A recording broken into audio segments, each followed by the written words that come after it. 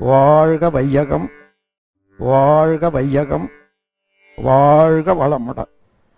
வாழ்க வையகம், வாழ்க வையகம், வாழ்க வளமுடன். பிரபஞ்சம் எனும் அண்டத்தில் ஒரு சிறு விதைதான் இந்த பூமி, அதாவது நாம் வாழும் இந்த பூவுலகம்.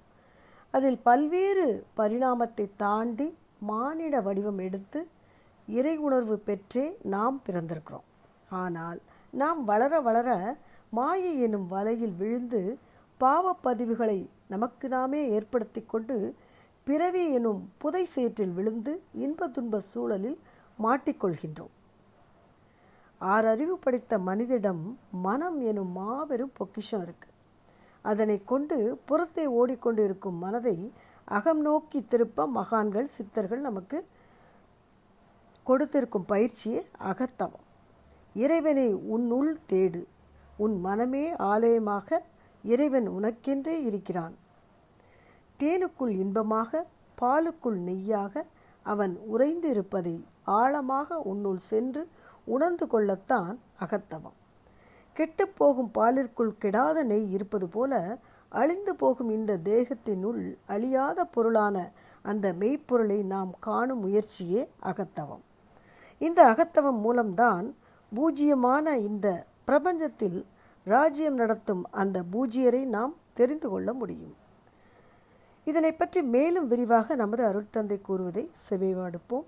வாழ்க வளமுடன். அதேதான் ஆகும். 6வது அறிவு என்பது பற்றியும் அந்த அறிவுடைய ஜீவன் யார் என்பது பற்றியும் விளக்கமாக கூறவும். இது எவ்வளவு சுலபமாக இருக்கிறது இந்த கேள்வி. இந்த ஜீவனை பற்றி இவ்வளவு தூரம் பேசிக்கொண்டே வந்ததுக்கு சாதாரணமா பேசின போதே 1.25 மணி நேரம் ஆயிடுச்சு. அதன் பிறகு அதிலே அறிவு தோன்றி இந்த பிரபஞ்சம் முழுவதும் அந்த அறிவு எந்தெந்த இடத்துல எவ்வாறு இயங்குகிறது என்பதையெல்லாம் சொன்னா அதை வாங்கிக் கொள்வதற்கு அந்த நிலையிலே வந்த பிறகு அல்லவா தெரியும். ஜீவன் என்பதையே உணர்வதற்கு ஒரு நுண்ணறிவு வேண்டும். அந்த ஜீவனிலே அடக்கமாகி அதையே இடமாக பெற்று படக்க நிலையிலே இயங்கிக் கொண்டிருக்கக்கூடிய அறிவை அறிவதற்கு இன்னும் சில உண்மையான இடம் போகணும். நாம மலைக்கு கீழே இருந்து கொண்டு அந்த புறம் இருக்கக்கூடிய ஊரை பற்றி பேசிக் கொண்டிருந்தால் நீங்க என்னையா மேல இருந்துகிட்டு அதனால ஏதோ ஊர் இருக்குன்னு சொல்றீங்களே, இங்க எனக்கு ஒண்ணுமே தெரியல என்று இந்த மலையில கீழே இருக்கவன் சொன்னான்னா எப்படி?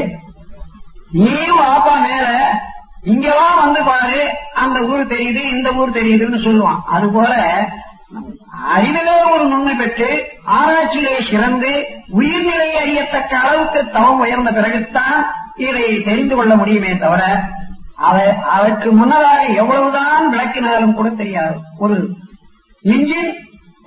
இன்ஜின் இருக்கிறது என்று வைத்துக் கொள்ளுங்கள், எந்திரம் அது ஓடுகிறது. அது புதிதாக ஒரு எந்திரம் வந்தது. ஒரு இன்ஜினியர் அதை பற்றி விளக்கம் கூற தயாராக இருக்கிறார். சாதாரணமாக அது ஒன்றுமே இன்ஜினை பற்றி கூட ஒண்ணுமே தெரியாத இது எப்படியா ஓடுதுன்னு கேட்டா இது இப்படித்தான் ஓடுகிறது. பிஸ்டன் என்று ஒண்ணு இருக்கிறது, அது இந்த எண்ணெயினால அது வால்வ் ஆக்ஷன் வச்சு ஓடுகிறது என்று சொல்ல ஆரம்பிச்சோம். இந்த பிஸ்டன் என்னங்க, இந்த வால்னு சொல்றீங்களா, அது என்ன அங்கேயே நீளமா இருக்குமா என்றுதான் கேட்பான். அது எந்த நேரத்துல அவனுக்கு விளக்கம் கொடுத்து இந்த இன்ஜினியர் தன்னுடைய பட்டத்தை காப்பாற்றிக்க முடியும்? வாழ்க வளமுடன். ஸ்கை வேதாத்திரியம் அமுதம் சேனலுக்கு இதுவரைக்கும் சப்ஸ்கிரைப் பண்ணின அனைத்து அன்பர்களுக்கும் மிக்க நன்றி. வாழ்க வளமுடன். அனைவரும் வேதாத்திரிய தத்துவங்களை உலகறிய செய்வோம். இந்த சேனலை உங்கள் அன்பர்கள் அனைவருக்கும் ஷேர் செய்து பயன்பெறுங்கள். நன்றி. வாழ்க வளமுடன்.